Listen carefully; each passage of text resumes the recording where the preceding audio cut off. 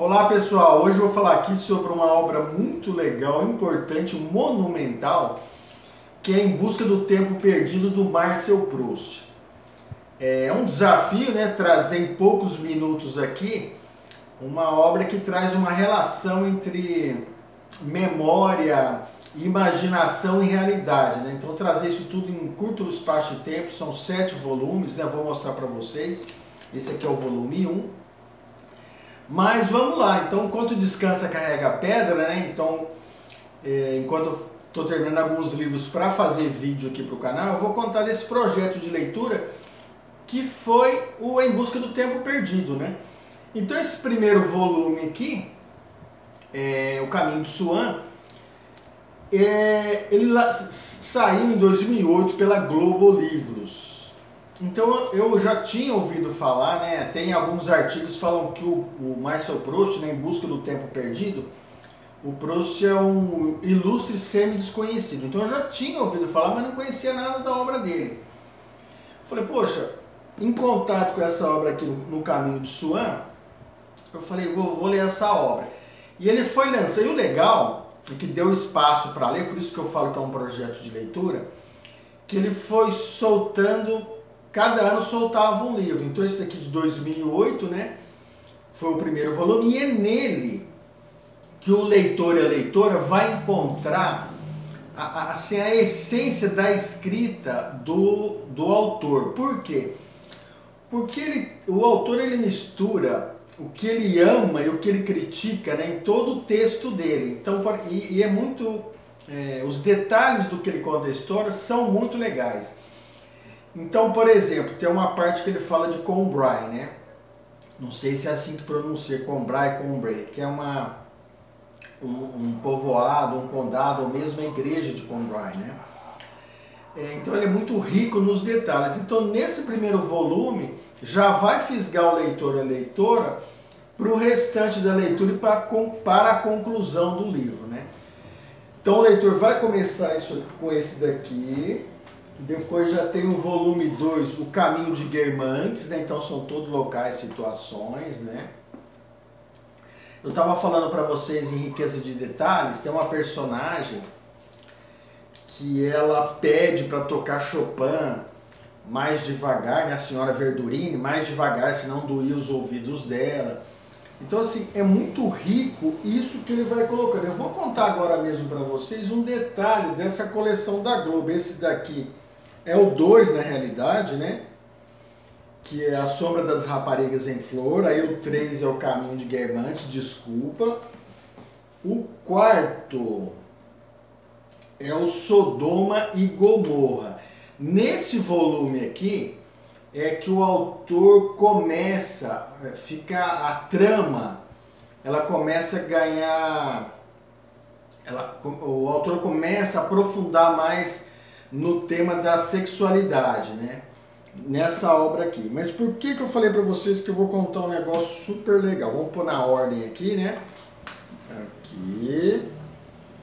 Esses 4 primeiros volumes, eles foram traduzidos pelo Mário Quintana, né? Escritor e poeta Mário Quintana. Salvo engano, depois ele veio a falecer, não me recordo bem agora, e aí tinha que dar continuidade na tradução. Não sei se é correto o que eu estou falando aqui, mas parece que eu vi algo parecido. E aí tem o volume 5, A Prisioneira, o 6, A Fugitiva, e o último aqui, O Tempo Redescoberto, ele foi traduzido por outros escritores, né, tradutores. Então tem pelo Carlos Drummond de Andrade, Manuel Bandeira, Lúcio Miguel Pereira, vamos falar todos aqui para não esquecer, né? A Lourdes Souza de Alencar. E o que acontece com essa mudança do tradução? Do primeiro volume ao volume 4,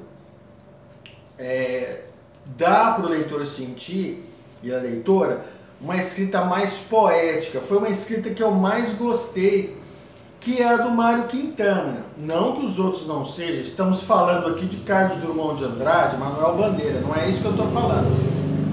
Mas parece que quebrou um pouco, né? Então chegou lá no volume 4, quebrou um pouco da narrativa, nada que atrapalhe a história, mas a partir daí nota-se uma mudança. Eu até recorri a um livro tá aqui, eu trouxe aqui, do Alberto Mangel, que fala sobre tradução. Eu vou ler um trechinho para vocês, né? E já continuo. Então ele fala que a tradução, vou ler aqui, né?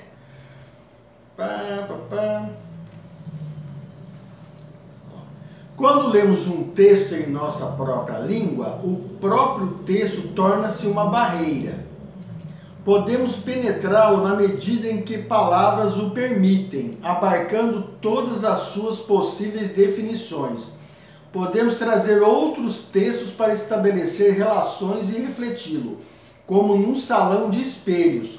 Podemos construir outro texto crítico que ampliará e iluminará aquele que estávamos lendo, mas não podemos fugir do fato de que a língua é o limite do nosso universo.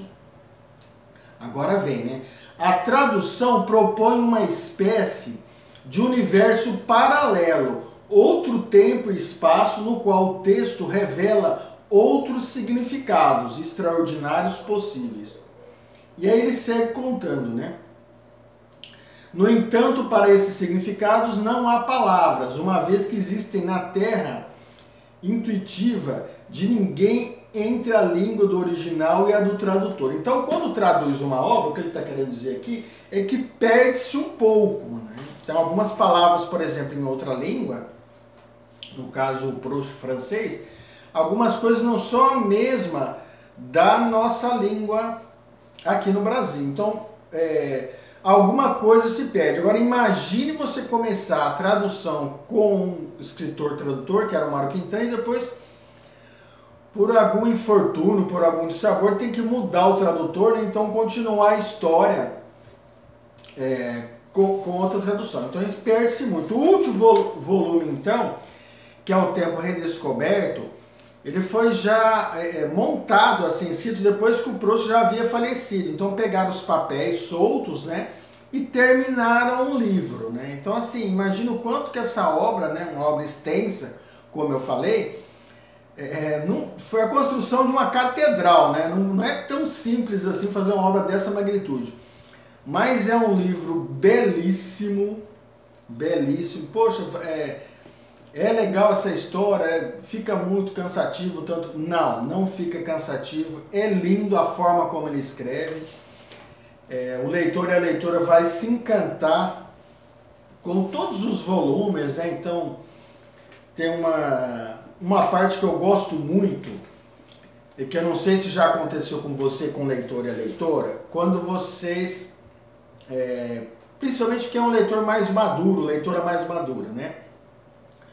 Vocês conhecem determinado lugar, determinadas pessoas. Aí depois, passados muitos anos, 10, 20, 30 anos, você volta àquele lugar. Isso acontece aqui na narrativa do Marcel Proust. Só que você volta a esse lugar e o leitor e a leitora vai perceber, assim como o autor, né, da narrativa aqui, que o lugar já não é o mesmo, né? Parece óbvio falando, mas o lugar não é o mesmo, e nem as pessoas, muitas das vezes, segundo o autor na história aqui, eram tudo aquilo que o autor imaginava, né? Então, o que eu pude perceber com isso? Talvez o leitor e a leitora vai perceber que o lugar, ele é feito no tempo e no espaço que a pessoa está nele, né? Então, é o que uma vez o José Saramago falou no livro dele, né? No livro Caderno, né? Que ele faz uma ode a Portugal, né? O lugar, a pessoa fez o lugar e o lugar fez a pessoa, né? Então, eu senti muitos momentos aqui que o autor do livro acaba se frustrando um pouco de esperar uma empatia muito grande quando reencontra a pessoa, porque ele dava muita importância para essa pessoa, né? Tinha ela em alta conta, mas a pessoa não era recíproco. Então causou uma certa frustração nele, né? Então passa pra gente isso, né? Do que, poxa, foi legal naquela época, não mais, né, no hoje, né? Então são vários aspectos Como eu disse, uma obra belíssima, vale muito a leitura, né? Não tem como eu segurar todos os livros aqui na mão, né? Mas assim, é encantador. E então aí vai uma dica de leitura muito legal, né? Em busca do tempo perdido, né? Puxa, esse livro aqui eu demorei vários anos para ler, como eu disse, saiu um por ano, né?